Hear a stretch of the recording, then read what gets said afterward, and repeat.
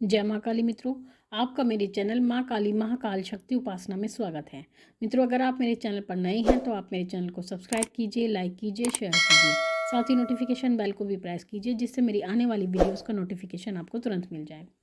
मित्रों, आज का जो विषय है वो विषय ये है कि जो हमारे साथ हमारे जीवन में परेशानियाँ चलती है, उन परेशानियों को दूर करने के लिए हमें किसकी पूजा करनी चाहिए, किस देवता की पूजा या आराधना करनी चाहिए जिससे जो हमारी परेशानियां हैं, जो कष्ट हैं, वो हमसे दूर चले जाएं।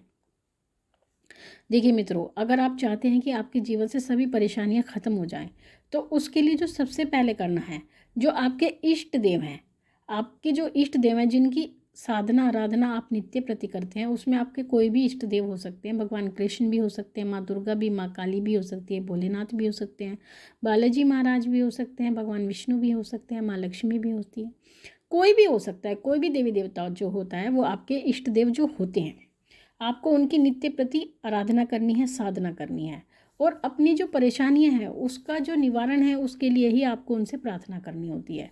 तो ये आपको कार्य करना है। साथ ही आपको अपने कुल देवी कुल देवता की भी पूजा करनी होती है।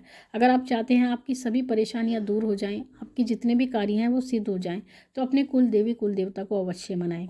साथ ही अपने पितरों को भी प्रसन्न करें। उनके निमित्त आप अमावस्या को भोजन दें, पूर्णिमा को भोजन दें। आप उनके लिए अपने घर के द्वार पर चौमुखी दिया लगाएं। शाम के समय वो दिया लगाना है आपको, और ये दिया आपको रोज लगाना है, जिससे कि क्योंकि शाम का जो समय होता है उस समय पितर आपके घर में भ्रमण करने के लिए आते हैं, और जब वो द्वार पर दिया जला हुआ देखते हैं तो उस दिए को देखकर वो प्रसन्न हो जाते हैं कि हमारे जो बच्चे हैं, हमारी जो संतान है, वो हमें याद करती हैं और हमारे लिए रोशनी करके रखते हैं। तो इसलिए वो दिया लगाया जाता है, और वो दिया चौमुखी होता है और तेल का दीपक उसको लगाया जाता है, और वो चौखट के बाहर लगता है, आपके मेन गेट पर लगाया जाता है। तो ये दिया आपको लगाना है। और अमावस्या के दिन आपको जो पीपल का वृक्ष होता है वहाँ पर जाकर के दिया लगाना है, पितरों के नाम का देसी घी का दीपक लगाना होता है, और वहाँ पर जो चींटियाँ होती हैं उनके नाम का कसार आपको डालना होता है। साथ ही कोई भोग भी आपको देना होता है, कुछ भी आप भोग रख सकते हैं। तो इस प्रकार से आप अपने पितरों को प्रसन्न करें। अमावस्या के दिन भोजन दें उनको, और श्राद्ध पक्ष में आप उनका श्राद्ध निकालें। तो इस प्रकार से आपके पितृ प्रसन्न होते हैं, और ये कार्य आपको जीवन पर्यंत करना होता है। इसके लिए कोई समय सीमा नहीं होती। कुछ व्यक्ति कहते हैं कि ये कार्य हमें कितने दिन करना है, पितरों को जो प्रसन्न करने का उपाय है वो हमें कितने दिन करना है। जब आप पूरा जीवन भोजन करते हो, आपको रोज भोजन की आवश्यकता पड़ती है, तो इसी प्रकार से पितरों को भी सेवा की आवश्यकता पड़ती है। ये सेवा ऐसी नहीं, अगर आप 2 दिन खा करके 1 हफ्ते की छुट्टी नहीं कर सकते हैं, तो पितृ और देवता भी इस प्रकार से छुट्टी नहीं रखते हैं। उनको जो भी चाहिए वो नित्य प्रति चाहिए, या साप्ताहिक चाहिए, मासिक चाहिए, वार्षिक चाहिए, जो भी उनके नियम होते हैं उनको नियमित चाहिए ही चाहिए होता है। तो ये जो नियम होते हैं आपके, आपको इनका पालन जीवन पर्यंत करना होता है। क्योंकि अगर आप सुख की कामना करते हैं, आप समृद्धि की कामना करते हैं, और अगर नहीं चाहते हैं कि हमें समृद्धि नहीं चाहिए, सुख नहीं चाहिए, तो आप अपने दुखों में खुश रह सकते हैं।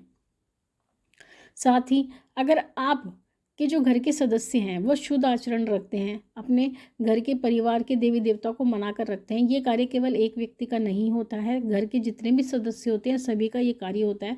उसमें सभी को सहयोग करना होता है। शुद्ध आचरण, शुद्ध आहार व्यवहार, सब कुछ सबको शुद्ध रखना होता है, क्योंकि शुद्धता में ही देवता निवास करते हैं। आपके घर में किसी भी प्रकार की गंदगी नहीं होनी चाहिए। आपका घर पूर्णतः स्वच्छ होना चाहिए, जिसमें देवता आगमन कर सकें। अगर आपके घर की जो नकारात्मक ऊर्जा भी है, अगर प्रवेश भी करना चाहेगी, अगर आप इन सबको प्रसन्न रखेंगे तो भी वो चाहकर आपके घर में नहीं प्रवेश कर पाएगी। और अगर कोई भी तांत्रिक प्रक्रिया आपके द्वारा किसी के द्वारा भेजी जाती है, तो वो आपके घर में बिल्कुल भी प्रवेश नहीं कर सकती। तो मित्रों, आप अपने कष्टों का निवारण स्वयं कर सकते हैं।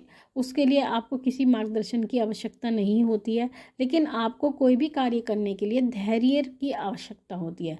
अगर आप चाहते हैं कि 2-4 दिन में ही चमत्कार हो जाए और हमारी सभी समस्याएं घर से चली जाएं, तो ऐसा संभव नहीं होता है। देवता आपके घर में प्रवेश करते हैं, धीरे धीरे ही आपका सभी कार्य वो करते हैं।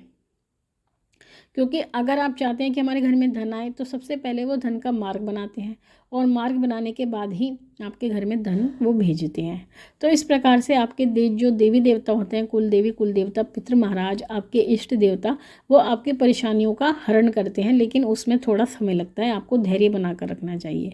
तो मित्रों, ये थी जानकारी छोटी सी आप सभी के लिए। माँ भगवती से यही प्रार्थना करती हूँ कि वो आपके भंडारे भरती रहे, आपकी सभी मनोकामनाओं को पूर्ण करती रहे।